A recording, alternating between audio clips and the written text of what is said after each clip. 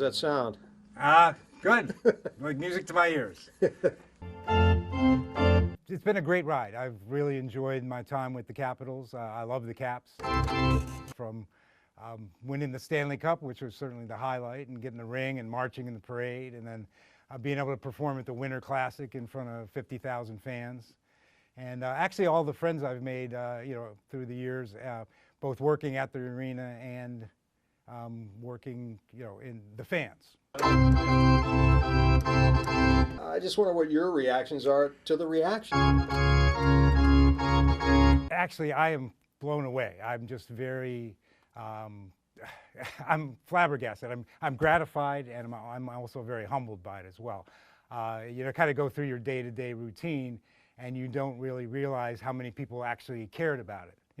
Because they clap and cheer, but they go home and they have other things to do. So just for the, I was overwhelmed by the reaction. What's it like to be that guy?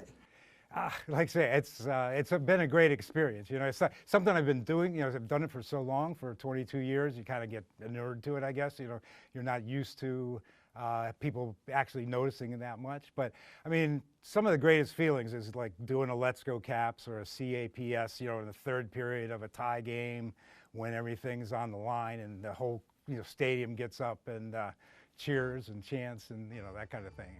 And it's that feeling is just you can't replace it. People react to the music, and there's no doubt that in a home game, the reactions of the crowd matters.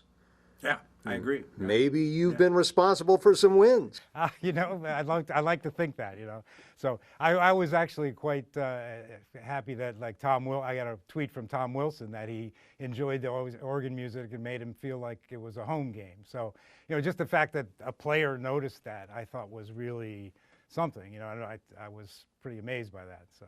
What are you going to miss?